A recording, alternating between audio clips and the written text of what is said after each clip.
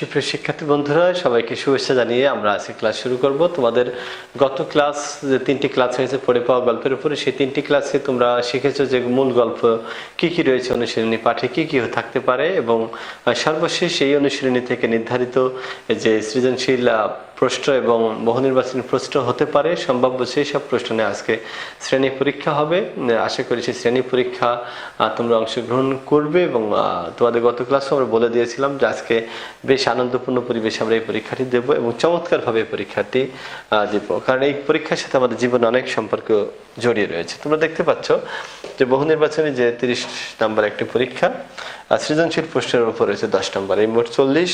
তোমাদের এখানে সময় 20 মিনিট, এখানে সময় 20 মিনিট, আর তোমাদের 20-40 মিনিট সময় তোমাদের এটা শেষ করতে হবে, এবং আশা করি সেই সময়ের মধ্যে তোমরা খুব গুরুত্ব সহকারে পরীক্ষাটি অংশগ্রহণ করবে, আর তারপরে তোমরা তোমাদের মেধা নির্ণয় করবে। ঠিক আছে, তো চলো আমরা আজকে শ্রেণী পরীক্ষা বা সিটি এক্সাম যাই বলি না কেন, বা ক্লাস এক্সাম যাই বলি না কেন, সেই পরীক্ষা অংশগ্রহণ করে নিজেদের মেধা যাচাই করে থাকি। সবাইকে আমন্ত্রণ জানাচ্ছি আজকে পরীক্ষায়, আশা করি তোমরা অবশ্যই ভালো করবে। পরে পাবা বহু নির্বাচনী প্রশ্ন, তোমাদের 20 নম্বরের প্রশ্ন, আমি প্রশ্নগুলো বলবো, তারপরে উত্তরটা তোমরা নিজেরা করবে খাতাতে। এক নম্বরে রয়েছে বিভূতিভূষণের পৈতৃক বাড়ি কোন গ্রামে? ক দেবানন্দপুর গ্রাম, খ মুরারিপুর, 3 বারাকপুর, 4 শ্রীপুর। 2 রয়েছে শীতে কেঁপে মরছি কার উক্তি? ক লেখকের, খ বিধুর, গ বাদলের, আর ঘ নিধুর। 3 কারা হঠাৎ ধার্মিক হয়ে উঠল? ক লেখক ও বাদল, খ বাদল ও শিবু, বাদল ও বিধু, গ নিধু ও সিধু, ঘতে রয়েছে বিধু এবং লেখক। 4 গুপ্ত মিটিং কোথায় বসলো? ক ভাঙা নাট মন্দিরের কোণে, খ তেঁতুল গাছের তলায়, গ চণ্ডী মণ্ডপের সামনে, ঘ বিচুলি গাদার কোণে। 5 কার নির্দেশ মতো মিটিং বসেছিল? ক লেখকের, খ বিধুর, গ বাদলের, এবং ঘতে রয়েছে নিধুর। 6 কার হাতে লেখা ভালো? ক বিধুর, খ নিধুর, গ বাদলের, ঘ তিনুর। এরপর 7 রয়েছে কয়খানা কাগজ লেখা হয়েছিল? ক 1 খানা, খ 2 খানা, গ 3 খানা, ঘ 4 খানা। 8 রয়েছে আড়ি শব্দের অর্থ কি? আড়ি শব্দের অর্থ কতে রয়েছে অলংকার, খতে রয়েছে ধান মাপার দেখো ঝুড়ি, গতে রয়েছে মাছ ধরার যন্ত্র, ঘতে রয়েছে পানি সেচার যন্ত্র। এরপর রয়েছে 9 সংশয় শব্দের অর্থ কি? সংশয় শব্দের অর্থ হচ্ছে কতে রয়েছে বিব্রত, খতে রয়েছে লজ্জিত, গতে রয়েছে সন্দেহ, ঘতে রয়েছে দ্বিধান্বিত। 10 পড়ে পাওয়া রচনাটি কোন শ্রেণীর? এটা কতে রয়েছে কিশোর গল্প, খতে কিশোর উপন্যাস, গতে রয়েছে প্রবন্ধ, ঘতে রয়েছে শিশুতোষী গল্প। এরপরে 11 পড়ে পাওয়া গল্পটি শিক্ষার্থীদের মধ্যে কোন চেতনা সৃষ্টি করে? ক রাজনৈতিক, খ দেশাত্মবোধক, গ সাংস্কৃতিক, ঘ রয়েছে নৈতিক। যেটি সঠিক সেটি লিখবে খাতায়। 12 বাক্স কোন ভাষার শব্দ? ক বাংলা, খ তৎসম, গ দেশি, ঘ ইংরেজি। এরপর রয়েছে 13 নম্বর প্রশ্ন, পড়ে পাওয়া গল্পে কিশোরদের চারিত্রিক বৈশিষ্ট্য প্রকাশ পেয়েছে। 1 ঐক্য চেতনায়, 2 উন্নত মানবিক বোধের প্রকাশে, 3 টিনটি ফিরিয়ে দেওয়ায়। যে টিনের বাক্সটি আছে, টিনের বাক্সটি ফিরিয়ে দেওয়ায়। কোনটি সঠিক? কতে রয়েছে 1 ও 2, খতে রয়েছে 1 ও 3, গতে রয়েছে 2 ও 3, ঘতে রয়েছে 1, 2 ও 3। যেটি সঠিক উত্তর হবে তোমরা সেটি করবে এবং খাতায় লিখে নেবে। এরপর রয়েছে 14-15 নম্বর প্রশ্ন পড়ব। সৈয়দ আলিউল্লাহর গল্প একটি তুলসী গাছের কাহিনীতে দেখা যায় যে এই গৃহহীন কিছু লোক পরিত্যক্ত একটি বাড়ির তালা ভেঙে রই রই আওয়াজ তুলে বাড়িতে ঢোকে। লেখক একে বৈশাখ মাসের আম কুড়ানোর মতো বলেন। তাই এই তালা ভেঙে ঘরে ঢোকাকে লেখকের দিনে দুপুরে ডাকাতি বলে মনে হয় না। উদ্দীপকের সাথে পড়ে পাওয়া গল্পের সাদৃশ্যপূর্ণ দিকটি হলো: 1 আম কুড়ানো, 2 হইচই, 3 অন্যের জিনিসের প্রতি আগ্রহ। যেটি সঠিক হবে সেটি তোমরা লিখবে, আশা করি তোমরা পারবে। আচ্ছা, এরপর ঘতে রয়েছে, দেখো, দুঃখিত, আমি 14 নম্বর প্রশ্ন আরেকবার তোমাদের পরিষ্কার করি। 14তে ছিল হলো উদ্দীপকটির সাথে পড়ে পাওয়া গল্পের সাদৃশ্যপূর্ণ দিকটি হলো, কোন দিকটা দেখো? আম কুড়ানো, 2 হইচই, 3 অন্যের জিনিসের প্রতি আগ্রহ। কোনটি সঠিক? কতে ছিল 1 ও 2, খতে আছে 1 ও 3, গতে আছে 2 ও 3, ঘতে আছে 1, 2 ও 3। এরপর 15 নম্বর প্রশ্ন দেখো, উদ্দীপকে তালা ভাঙা ডাকাতি মনে হয় না উক্তিটি পড়ে পাওয়া গল্পের কোন ব্যাপারটি ইঙ্গিত করে? ক সকল সংশয় দূর করা, খ যে আগে গিয়ে পৌঁছতে পারে তার জয়, গ রোদ গাছপালার মাথায় দিব্যি রয়েছে, ঘ বড় বড় আম বাগানের তলাগুলো ততক্ষণে ছেলে মেয়েতে পূর্ণ। সঠিক উত্তর করবে। এরপর 16 নম্বর প্রশ্ন ছিল, পড়ে পাওয়া গল্পটি পড়ে শিক্ষার্থীরা জানবে, মানে তোমরা কি জানবে? 1 নির্লোভ মানসিকতা সম্পর্কে জানবে, 2 গ্রাম বাংলার সাধারণ মানুষের জীবন আচরণ সম্পর্কে জানবে, 3 দায়িত্ববোধ ও কর্তব্য পরায়ণতা সম্পর্কে জানবে। কোনটি সঠিক? ক 1 ও 2, খ 1 ও 3, গ 2 ও 3 এবং ঘ রয়েছে 1, 2 ও 3। আচ্ছা, এরপরে আসো 17 নম্বর প্রশ্ন। 17 নম্বর প্রশ্নে কি বলছে? 17 নম্বর প্রশ্নে গল্পে দরিদ্র অসহায় মানুষের প্রতি কিসের চিত্র ফুটে উঠেছে? মানে আমাদের এই পড়ে পাওয়া গল্পে ক ভালোবাসা, খ উপহাসে, গ ঘৃণাবোধের, ঘ নিষ্ঠুরতা, যে চিত্র ফুটে উঠেছে। এরপরে আসো 18 নম্বরে, কাপালি কোন সাম্প্রদায়িক হিন্দু বিশেষ? 18 কতে রয়েছে মৎস্যজীবী, খতে রয়েছে আইনজীবী, গতে রয়েছে তান্ত্রিক, ঘতে রয়েছে শ্রমজীবী। যেটি সঠিক হবে সেটি লিখতে হবে। 19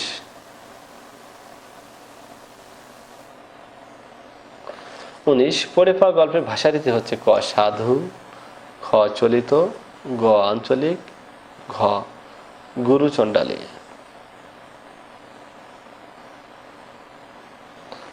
এরপর 20 নম্বর প্রশ্ন রয়েছে, পড়ে পাওয়া গল্পটি শিক্ষা দেয় ক কর্তব্য পরায়ণতা, খ মানুষের সম্পর্ক, গ সামাজিকতা, ঘ শৃঙ্খলা। এবার 21 নম্বর প্রশ্ন রয়েছে, বড় শব্দের যথার্থ বিপরীত শব্দ কোনটি? ক ক্ষুদ্র, খ ছোট, গ কনিষ্ঠ এবং ঘ খর্ব।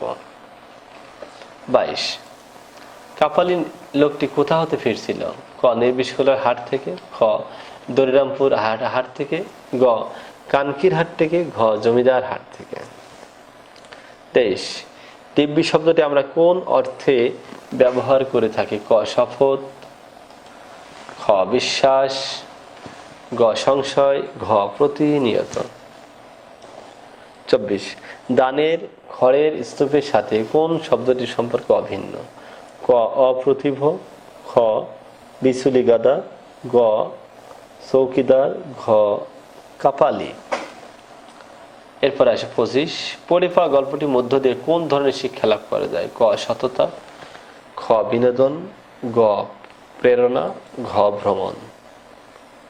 26 শিক্ষার্থীদের নৈতিক মূল্যবোধ জাগ্রত করার জন্য নিচের কোন রচনা অধিকতর ফলপ্রসূ? ক পড়ে পাওয়া, খ অতিথি স্মৃতি, গ শিল্পকলা নানার দিক, ঘ বাংলা ভাষার জন্মকথা। এরপর 27 নম্বর দেখো, 27 বলছে যে পড়ে পাওয়া গল্পের মূল বিষয় কি? 27 কতে রয়েছে দায়িত্ববোধ, খ নির্লোভ মানসিকতা, গ দারিদ্র্যের প্রতি করুণা, ঘতে রয়েছে ঐক্যবদ্ধতা। 28 পড়ে পাওয়া গল্পের পড়ে শব্দটির মধ্যে দিয়ে কি প্রকাশ পেয়েছে? ক আম, খ বাক্স, গ হারানো গহনা, ঘ সততা। এটা বুঝে শুনে উত্তর দিতে হবে। 29 না তালা ভাঙ্গিস না, লেখকের এমন উক্তির কারণ: 1 শুভবোধে জাগরণ, 2 সততা, 3 সহানুভূতি প্রবণতা। কোনটি সঠিক? ক 1 ও 2, খ 1 ও 3, গ 2 ও 3 এবং ঘ 1, 2 ও 3। এরপরে দেখো রয়েছে 30 সর্বশেষ প্রশ্ন উত্তর। সর্বশেষ প্রশ্ন উত্তরে তোমাদের সবাইকে স্বাগত জানাচ্ছি। তোমরা দেখতে পাচ্ছ যে 30 নম্বর প্রশ্ন রয়েছে, বাদলের লেখা বিজ্ঞপ্তিতে কার নাম বাদ পড়েছিল? বাদলের লেখা বিজ্ঞপ্তিতে কার নাম বাদ পড়েছিল?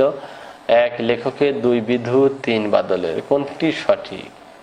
ক 1 ও 2, খ 1 ও 3, গ 2 ও 3 এবং ঘ 1, 2 ও 3।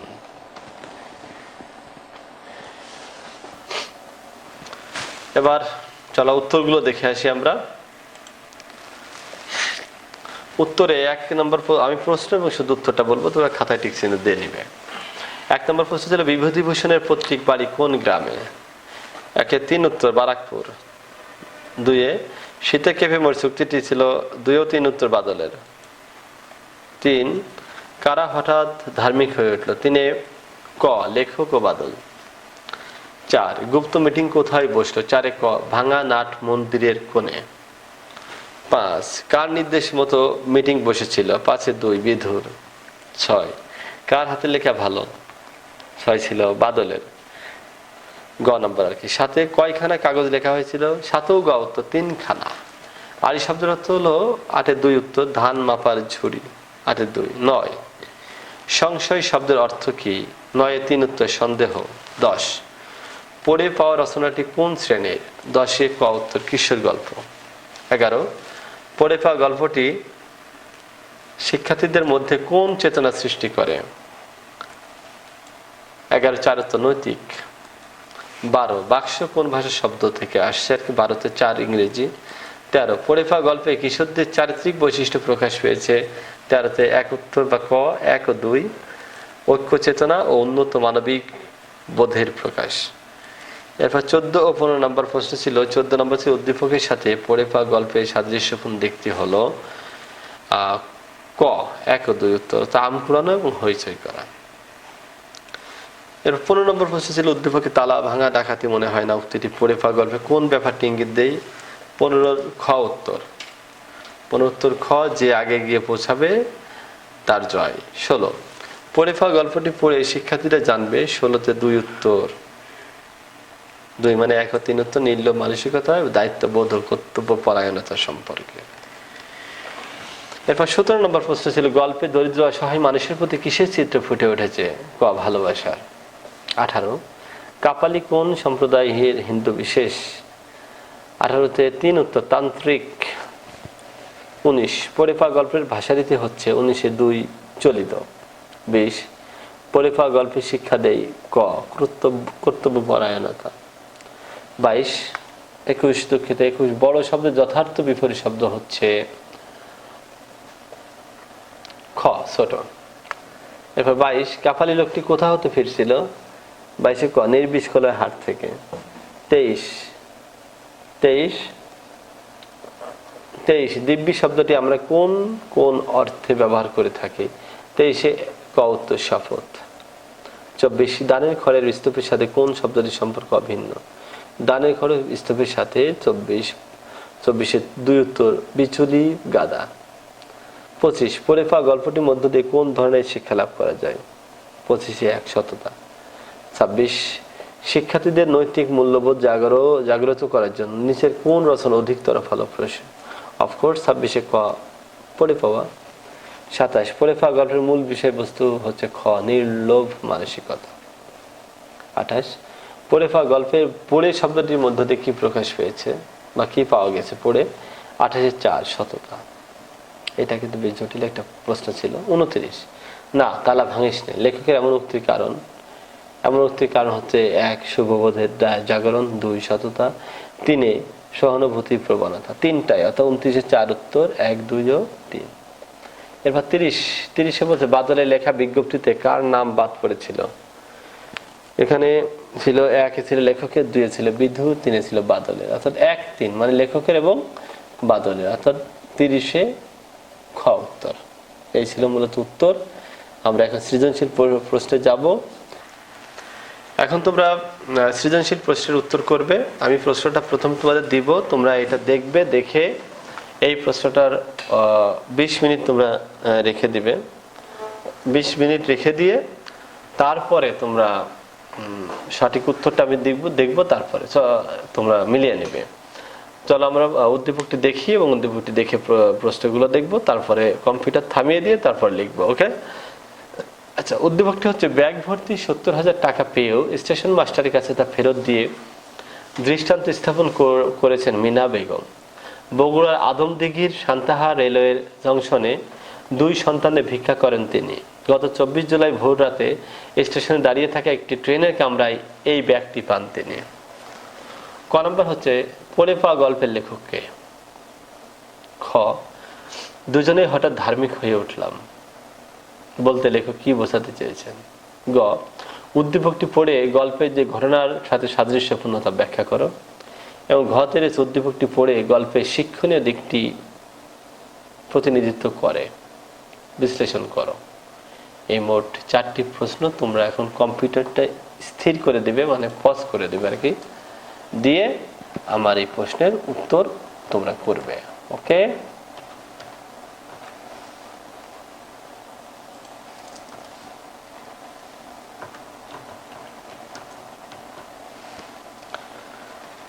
শিক্ষার্থী বন্ধুরা, চলো আমরা উত্তরটা দেখে আসি। কি কি আছে। 1 নম্বর প্রশ্ন ছিল, মিলিয়ে নাও, যে পড়ে পাওয়া গল্পের লেখককে। ক, পড়ে পাওয়া গল্পের লেখক বিভূতিভূষণ বন্দ্যোপাধ্যায়, বানান ভুল গেলে 0। 2, দুজনেই হঠাৎ ধার্মিক হয়ে উঠলাম। খতে এই কথাটা বুঝিয়ে লিখো। খতে আমাদের এটা ছিল প্রশ্ন। উত্তর দেখো, বালকদের মনে হঠাৎ অদ্ভুত পরিবর্তন আসার দিকটিকে বোঝাতে প্রশ্নোক্ত কথাটি বলা হয়েছে। হঠাৎ অদ্ভুত পরিবর্তন, কি পরিবর্তন? টিনের বাক্সটি কুড়িয়ে পাওয়ার পর বাদল ও কথকের মধ্যে একটা অস্থিরতা কাজ করে। অস্থিরতা না, অন্যের জিনিস তারা ভেঙে দেখতে চায়, দুজনে ভাগ করে নিতে চায়, আর কাউকে জানাবে না তাও ভাবে। কিন্তু যখনই তাদের মাথায় এলো বাক্স হারানো লোকটির কথা, মনে হলো বাক্স হারিয়ে তার হয়তো রাতে ঘুম উধাও হয়ে গেছে। তখন তাদের মধ্যে একটা অদ্ভুত পরিবর্তন এলো। তারা ঠিক করলো প্রকৃত মালিককে বাক্সটা ফিরিয়ে দেবে। উক্তিটিতে লোভের উপর কিশোরদের সততা জয়ের রূপকে প্রকাশ করা হয়েছে। ক নম্বর ছিল, উদ্দীপকটি পড়ে পাওয়া গল্পের যে ঘটনার সাথে সাদৃশ্যপূর্ণ। উদ্দীপকটি পড়ে পাওয়া গল্পের টিনের ক্যাশ বাক্স ফিরিয়ে দেওয়ার সততার ঘটনাটির সাথে সাদৃশ্যপূর্ণ। কিভাবে? উদ্দীপকে মিনা বেগম বগুড়ার আদমদিঘি সান্তাহা রেলওয়ে জংশনে 2 সন্তানে ভিক্ষা করেন। তিনি 24 জুলাই ভোর রাতে স্টেশনে দাঁড়িয়ে থাকে একটি ট্রেনের কামরায় ব্যাগ ভর্তি 70,000 টাকা পান। কিন্তু দরিদ্র হওয়া সত্ত্বেও এই টাকার প্রতি লোভ না করে তিনি স্টেশন মাস্টারের কাছে ব্যাগটি ফেরত দেন, ব্যাগের প্রকৃত মালিককে ফেরত দেওয়ার জন্য। তদ্রূপ পড়ে পাওয়া গল্প কিছু কিশোর ছেলে কুড়িয়ে পাওয়া একটি টিনের বাক্স তার প্রকৃত মালিকের কাছে ফেরত দেয়। পড়ে পাওয়া গল্পে একদল কিশোরের সততার দৃষ্টান্ত তুলে ধরা হয়েছে। কুড়িয়ে পাওয়া টিনের বাক্সটিকে উপযুক্ত মালিকের হাতে পৌঁছে দেওয়ার জন্য তাদের গৃহীত উদ্যোগ সত্যিই প্রশংসনীয়। তারা বয়সের তুলনায় অনেক বেশি দায়িত্বশীল ছিল, আবার তাদের নৈতিক অবস্থানও বেশ দৃঢ়। তাই তারা কুড়িয়ে পাওয়া জিনিসের প্রতি লোভ না করে সেটি ফেরত দিয়ে উন্নত মানবিক বোধের পরিচয় দিয়েছে। সুতরাং দেখা যায় উদ্দীপক এবং পড়ে পাওয়া গল্পের ঘটনার সত্যতার দিকটি সাদৃশ্যপূর্ণ। এবার ঘ, উদ্দীপকটি পড়ে পাওয়া গল্পের শিক্ষণীয় দিকটি প্রতিনিধিত্ব করে বিশ্লেষণ করো। কিভাবে? পড়ে পাওয়া গল্পের মূল শিক্ষণীয় বিষয়টি হলো দায়িত্বশীলতা ও সততা, যার প্রতিনিধিত্ব করেছে উদ্দীপকটি। খুব সহজ উত্তরটা আমরা করে ফেলেছি এবং এখন আমরা উত্তরে যাচ্ছি। দেখো উত্তরটা কিভাবে হচ্ছে। উদ্দীপকে দেখা যায় উদ্দীপকে দেখা যায় মিনা বেগম নামে এক দরিদ্র ভিক্ষুক স্টেশন দাঁড়িয়ে থাকা ট্রেনের কামরা থেকে 70,000 টাকা ভর্তি একটি ব্যাগ কুড়িয়ে পান। কিন্তু তিনি টাকার প্রতি লোভ না করে ব্যাগটি স্টেশন মাস্টারের কাছে দেন ব্যাগের প্রকৃত মালিককে ফেরত দেওয়ার জন্য।